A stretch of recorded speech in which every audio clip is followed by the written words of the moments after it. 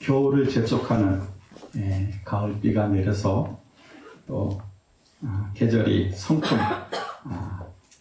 가을에서 겨울로 바뀌는 것 같습니다. 변화라고 하는 것, 바뀐다라고 하는 것, 이 바뀐다라고 하는 것에는 두 가지의 의미가 있습니다. 첫 번째는 여러분이 잘 아시는 바와 같이 change, 바꾼다는 거지요. 그래서 예를 들어 10,000원짜리를 가지고 5,000원짜리 2장을 바꾸는 것, 이걸 change라 그래요. change. 그러니까 속은 변하지 않고 겉만 이렇게 변화가 되는 것. 여름에 입던 옷을 또 가을에, 겨울에 두꺼운 옷으로 바꿔 입는 것. 이걸 우리가 change라고 이야기합니다. 두 번째는 변형이라고 하는 뜻이 있어요.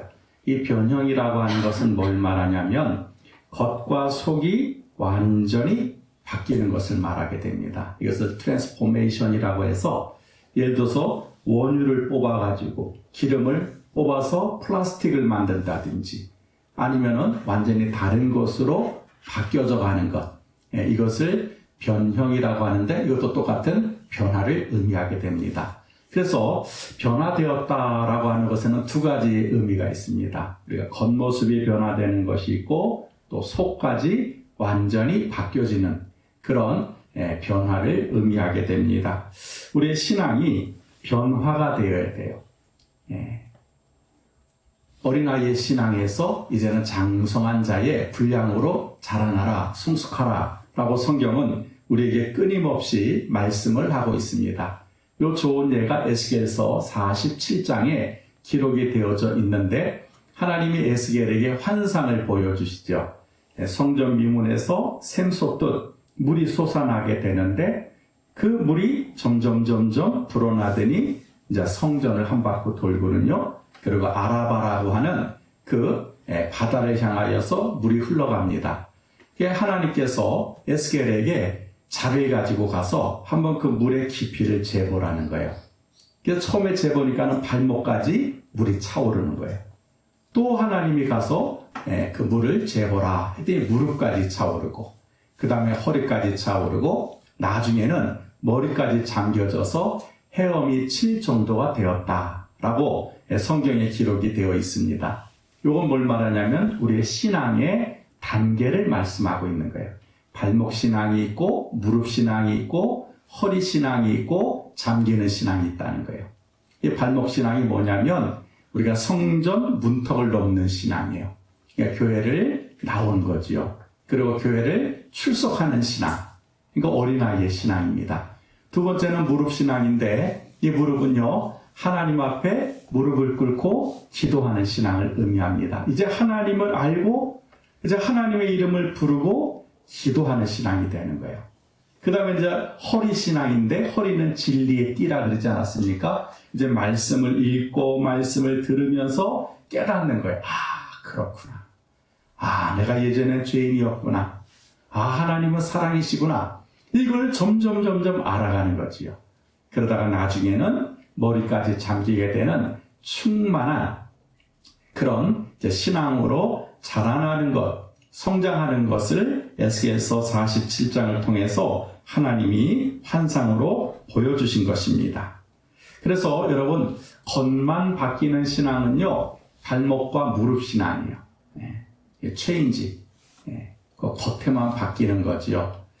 그런데 이제 변형이 되는 신앙이 있어요. 트랜스포메이션이라고 해서 변형되는 신앙은 허리 신앙과 잠기는 신앙이에요. 그래서 이제 하나님을 깨닫고 하나님의 은혜에 푹 들어가 가지고 그 은혜에 이제 우리가 잠기게 되는 그런 신앙, 그렇게 될 때 이제 우리가 성장이 되고 성숙하게 된 것입니다.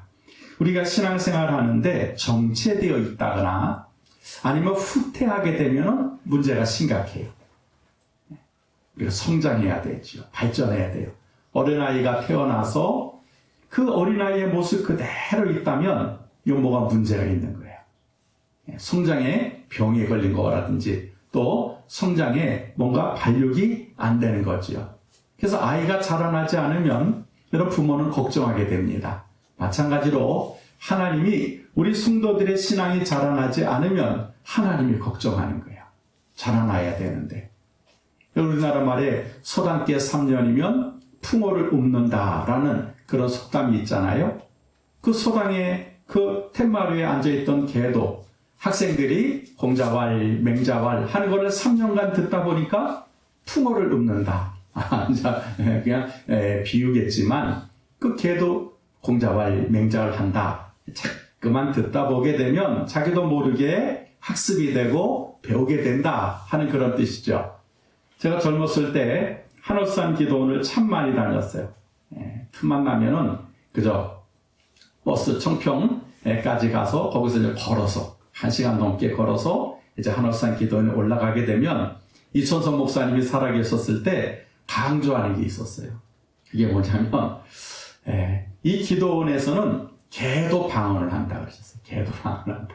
하도 성도들이 와가지고 그냥 막 방언 기도를 하니까 그 기도원에서 기르던 개도 멍멍 그런 게 아니라 어셔라버셔 해서 방언을 한다. 우스갯소리로 그렇게 말씀하셔서 우리 기도원에서는 방언 못 받으면 개만도 못하다 이렇게 말씀을 하셨던 것이 지금 저도 기억에 생생합니다. 성장이 된다 이 말이죠. 자꾸만 듣다 보면 교회 와서 말씀을 듣다 보면 성경을 읽다 보면 찬송을 하다 보게 되면 뭔가 잠깐만 성장이 된다는 거예요. 근데 교회 와서 말씀을 듣고 성경을 읽고 찬송을 해도 변화가 안 되고 성장이 안 된다면 그건 좀 뭔가 우리 신앙에 문제가 있다라고 하는 것입니다. 그래서 우리가 신앙생활을 하면은요, 횟수만큼 성장이 돼야 돼요. 변화가 일어나야 됩니다. 오늘 성경을 보게 되니까 어떻게 변화가 되어야 되느냐? 예수님처럼 변화가 되어야 된다. 예수님을 닮아가야 된다. 이것을 뭐라고 말했냐면 하나님을 본받는 자라고 말하고 있어요. 그래서 여러분 오늘 성경은요, 우리가 빛의 자녀에 대해서 말씀하고 있는데 궁극적으로 변화가 되는 성도의 모습은 두 가지라는 거죠. 첫째가 하나님을 본받는 자가 되고 두 번째는 빛의 자녀들처럼 행동하게 됩니다. 우리가 변화되면, 성장되면 이 두 가지를 골자로 우리에게 성경은 말씀하고 있습니다. 여러분 한번 1절을 보십시오. 1절에 보니까 그러므로 사랑을 입은 자녀같이 너희는 하나님을 본받는 자가 되고 그랬어요. 하나님을 본받아라. 우리가 예수님을 본받아라 하는 이야기는 우리 예수님도 너희는 내게 와서 배우라 그랬잖아요. 근데 그거는 아는데 오늘 성경에서는 총체적으로 예수님을 본받는 게 아니라 나 하나님을 본받으라. 이 개념은 뭐냐면 하나님은 우리의 아버지가 되시잖아요. 여러분 자녀들의 모델은 부모입니다. 그래서 자녀들이 잘 자라난 것은 부모의 인격이 훌륭하고 부모가 자녀들을 잘 양육했기 때문에 그래요. 근데 자녀가 말을 안 듣는다든지 또 삐뚤은 길을 나가게 되면 그게 자기 거울이에요. 우리는 자녀한테 너 왜 이래? 너 행동이 왜 이래? 생각이 왜 이래? 근데 아이는 누굴 보고 자라났어요? 부모를 보고 자라났어요. 그러니까 아이를 탓할 문제가 아닌 거죠. 나를 탓해야 되는 거예요. 그래서 우리가 왜 하나님을 본받아야 되냐면 하나님이 우리의 아버지가 되시기 때문에 그래요. 그래서 우리는 하나님을 보고 자라나야 됩니다. 그러면 하나님과 같은 자가 되는 거예요. 시편에 보게 되니까 우리를 신이라고 그랬어요. 신. 그리고 하나님의 자녀라는 표현을 하지 않습니까? 우리 성도들을 하나님의 백성입니다. 하나님의 자녀입니다. 그 얘기는 뭐냐면 하나님을 본받아가라는 거예요. 본받아가라는 거예요. 너희가 정말 하나님을 믿는다면, 하나님을 아버지로 너희가 섬긴다면, 그렇다면 하나님을 본받아야 된다 하는 것이 오늘 성경 말씀입니다. 하나님을 본받기 위해서는 필요한 것이 세 가지예요. 첫째가 뭐냐면은 사랑 가운데 행하라. 두 번째가 감사하는 말을 해라. 그리고 세 번째로 보게 되면은요, 여러분, 탐욕을 부리지 말아라. 욕심 부리지 말아라. 이렇게 성경은 말씀하고 있습니다. 우리가 하나님의 자녀가 되기 위해서는 먼저는 사랑하라는 거예요. 사랑. 특별히 성경은요, 요한복음에 보니까 예수님이 내가 너희를 사랑한 것 같이 너희도 서로 사랑하라. 이것이 세 계명이다 라고 말씀을 하셨어요. 그래서 여러분, 기독교는 사랑의 종교입니다. 근데 우리 기독교가 사랑을 잃어버렸어요. 그럼 소금이 그 맛을 잃어버리게 되면 밖에 버리워져 사람에게 밟을 뿐이다 라고 말씀하셨잖아요. 그럼 기독교의 본질은 사랑이에요. 이 사랑을 잃어버리게 되면 우리는 더 이상 말할 게 없습니다. 근데 이 사랑은 어떤 사랑이냐면 형제 사랑이에요. 형제 사랑. 야고보도 말하고 있고 베드로 사도도 말하고 있고 요한 사도도 끊임없이 요구하는 것이 뭐냐면 서로 사랑, 형제들을 사랑하라는 거예요. 내 이웃을 내 몸과 같이 사랑하라는 거예요. 그래서 여러분, 기독교는 주는 사랑입니다. 받는 사랑이기 이전에 내가 하나님의 사랑을 가지고 내 이웃에게 또 이 세상을 향하여서 그 사랑을 베푸는 거예요. 그래서 오늘 성경은 너희는 사랑 가운데 행하라 라고 말씀하고 계세요. 여러분, 우리가 하나님을 본받는 자가 되고 성숙한 자가 됐다는 증거가 뭐냐면 자꾸만 사랑하는 거예요. 사랑하는 거. 특별히 여러분, 부부가 사랑을 해야 됩니다. 심각한 것은 OECD라고 하는 경제개발 국가 가운데서 여러분, 이혼율이 제일 높은 나라가 대한민국이에요. 이게 10년째입니다. 10년째 이혼율이 높은 것을 다른 나라에게 빼앗기질 않아요. 세 쌍이 결혼하면 한 쌍이 이혼하는 것이 지금 우리나라의 모습이라는 거예요. 그 이유가 뭐냐면 사랑하지 않기 때문에 그래요. 나를 주는 사랑을 해야 되는데 받는 사랑만 요구하다 보니까 여러분, 부부가 이렇게 안타깝게 이혼을 하는 것이죠. 여러분, 사랑은 받는 것이 아니라 주는 겁니다. 하나님도 우리에게 사랑을 주시기 위하여서 그 아들을 내어주셨어요. 그게 사랑의 증거라고 로마서 5장에 말씀하고 있습니다. 그러므로 우리가 하나님을 본받는 자가 되기 위해서는 여러분, 나의 것을 기꺼이 내 형제에게, 내 가족에게, 그리고 이 세상을 향하여서 여러분, 사랑을 행하는 것, 사랑을 베푸는 것, 선한 사마리의 삶을 사는 것, 그것이 바로 하나님을 본받는 자가 된다는 것입니다. 두 번째는 뭐냐면 탐욕을 피하지 말라. 욕심을 부리지 말라는 거죠. 욕심. 여러분, 5절에 보니까 그랬죠. 너희도 이것을 정령이 알거니와 음행하는 자나 더러운 자나 탐하는 자, 욕심을 부리는 자, 곧 우상 숭배자는 다 그리스도와 하나님의 나라에서 기업을 얻지 못한다라고 말씀하고 있어요. 우리가 사랑을 베푸지 못하는 이유가 뭐냐? 욕심 때문에 그렇다는 거예요. 욕심. 얼마나 더 가져야 우리가 만족이 될까라고 하는 그런 질문을 했을 때 100이면 100 다 많으면 많을수록 이렇게 대답을 했다 그래요. 미국의 유명한 농구 선수인 마이클 조던이라고 하는 농구 선수의 재산이 얼마냐면은 1조 3천억이래요. 1조 3천억. 요번에 이건희 회장님께서 돌아가셔가지고 이제 그 재산을 아들, 딸에게 유산을 상속하는데 18조를 갖다가 상속을 한대요. 그러면 얼마가 세금이냐면 11조가 세금이라 합니다. 그러니 이거는 우리가 상상을 못하는 거예요. 여러분, 우리가 1억만 있어도 좋아 죽잖아요. 네? 물론 아파트 한 채가 10억이어가지고 1억의 가치는 떨어졌지만, 그런데 보면은 뭐 몇십억을 가졌다, 몇백을 가졌다. 그런데 그 사람들을 보면은 만족을 못해요. 그게 뭐냐면 욕심 때문에 그렇다는 거예요. 욕심 때문에.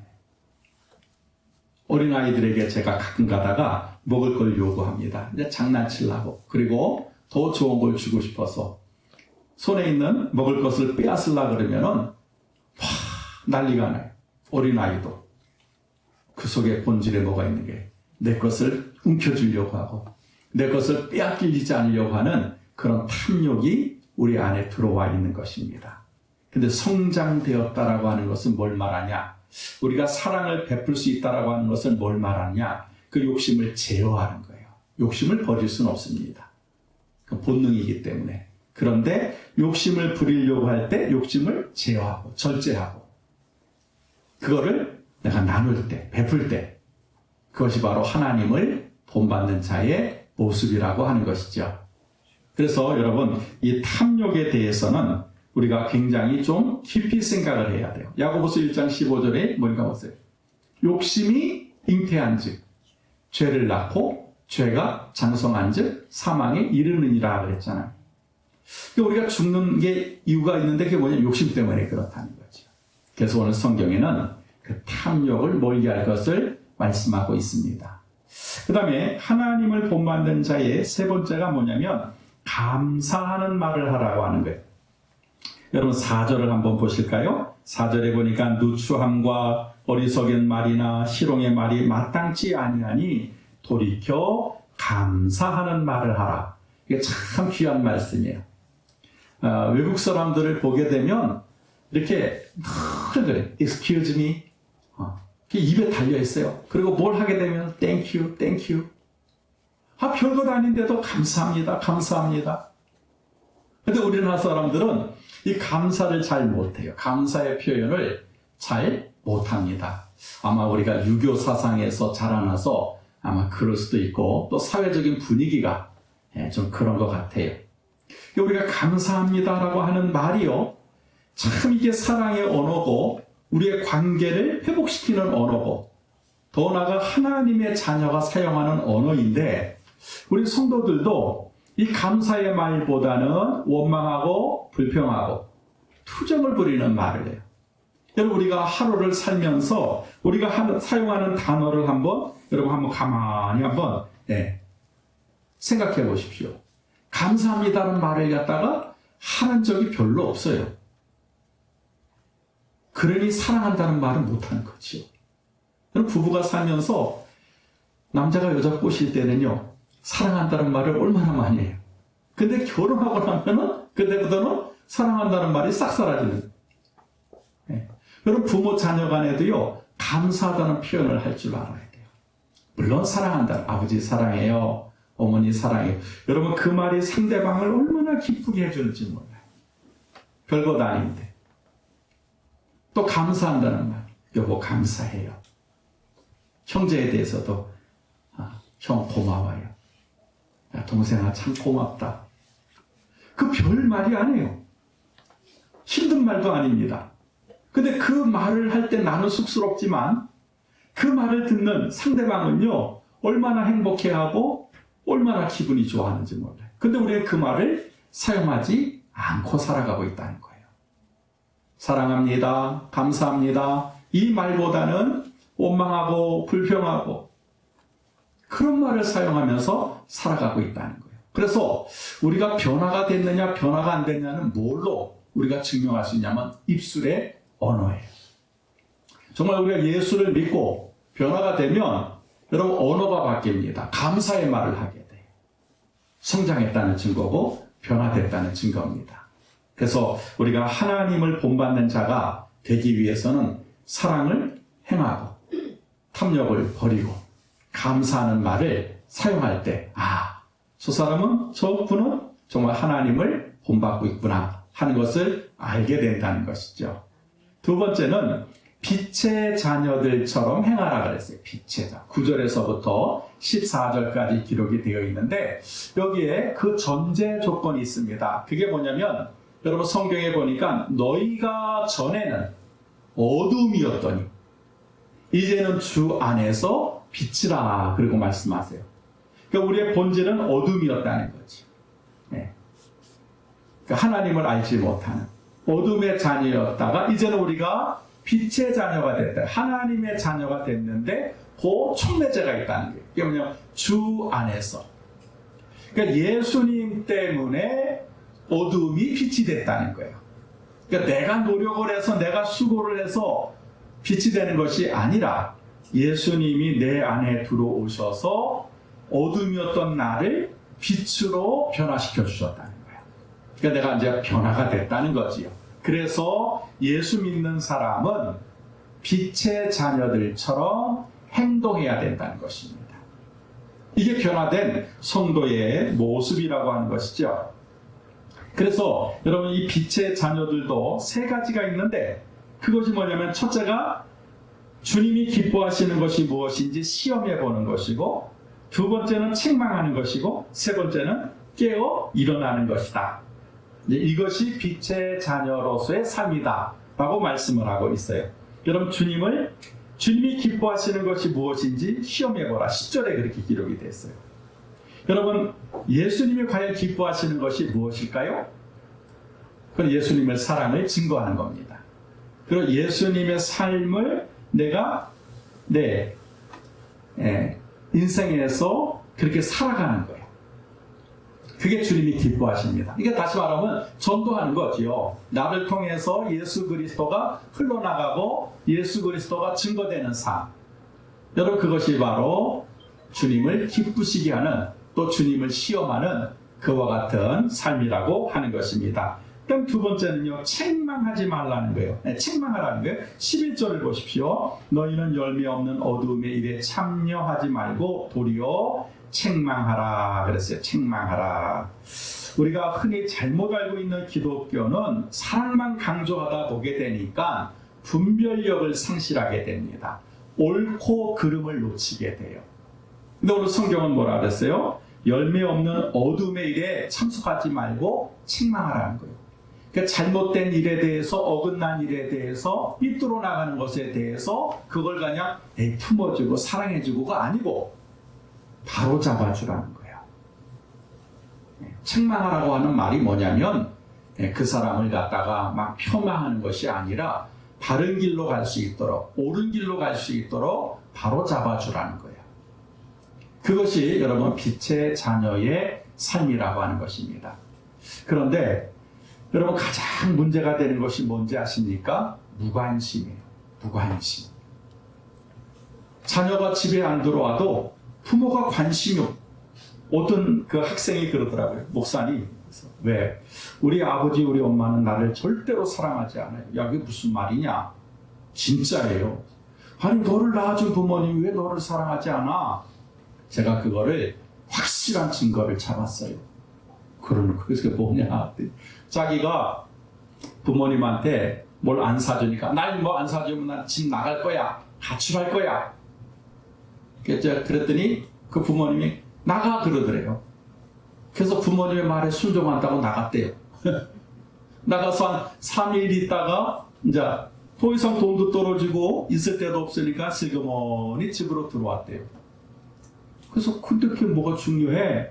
근데 목사님 우리 아버지 우리 어머니가 3일 동안 내가 집에 있었는지 없었는지도 모르고요. 내가 3일 만에 들어왔는데도 불구하고 나갔다 들어온지도 모르더라고요. 그 말이 뭐예요? 관심이 없었다는 거예요. 그러니까 부모님이 나를 사랑하지 않습니다. 제가 할 말이 없어요. 여러분 오늘날 우리가 살고 있는 이 시대의 모습이 뭐냐면 무관심이에요. 서로에 대해서 무관심해요. 그리고 잘못된 것에 대해서는 관심이 없어요. 내가 괜히 듣기 싫은 소리 하길 뭐하고 고양이 목에 방울 달기 싫으니까 책망은 안 하려고 해요. 그리고 또 책망을 들으면 또 그게 또 싫어요. 그러다 보게 되니까 우리가 잘못된 길을 가도 누구 하나 올바른 길로 인도하지 못하는 그런 세상이 되었습니다. 근데 빛의 자녀는 그렇지 않다는 거예요. 책망하라는 거예요. 바른 길로 잡아주라고 하는 것입니다. 그럴 때 그도 살고 나도 살게 되는 것입니다. 그리고 마지막 결론적으로 뭐냐면 14절에 보니까 그러므로 이르시기를 잠자는 자여 깨어서 죽은 자들 가운데서 일어나라 그리스도께서 내게 비추시리라 하셨느니라. 빛의 자녀는 어떤 삶이 되어야 되느냐? 깨어 일어나야 있어야 된다는 거예요. 여러분 빛은 비출 때 여러분 그 역할을 감당하는 것이 아니겠습니까? 이 세상이 아무리 어두워도 우리가 빛의 자녀면 우리가 비추는 빛을 통하여서 세상이 밝아진다는 거예요. 근데 우리가 빛을 감추고 있어요. 예? 누가 볼까봐. 그럼 여러분 어둠이 물러가질 않는다는 거죠. 그래서 깨어있으라고 하는 것이 뭐냐면 빛을 비추는 삶을 살라고 하는 거예요. 여러분 그리스도인은 부끄러움이 아닙니다. 근데 오늘날 이 세상에서 우리가 그리스도라고 하는 것을 밝히는 것을 꺼려해요. 그리스도인이라고 하면은 괜히 무슨 불이익을 당하고 또 다른 사람들한테 뭔가 좀 해코지를 당한다는 그런 생각을 가지고 있어요. 그래서 세상에 나가도 내가 그리스도인이라고 하는 것을 밝히지 않습니다. 여러분 그거는 우리가 빛의 삶을 사는 게 아니에요. 빛의 자녀로 사는 게 아닙니다. 우리는 어느 곳에 가든지 무엇을 하든지 예수 그리스도의 빛을 비추는 그런 빛의 자녀의 삶을 살아야 될 줄 믿습니다. 그래서 오늘 성경은 우리에게 두 가지로 말씀을 하고 있어요. 하나님을 본받는 자가 되라. 자녀라면 마땅히 하나님을 본받아야 된다. 그리고는 빛의 자녀들처럼 살아라. 비록 세상이 어둡고 또 깜깜하다 할지라도 너희만큼은 빛의 자녀로서 이 세상을 환히 비추는 삶을 살라고 오늘 예수님 우리에게 말씀하고 계십니다. 그러므로 우리 한 주 동안 하나님의 자녀로서 또 빛의 자녀로서 이 세상을 여러분 살아가는 우리 한마음교회 성도들이 다 되시기를 주의 이름으로 축원합니다. 기도하겠습니다. 하나님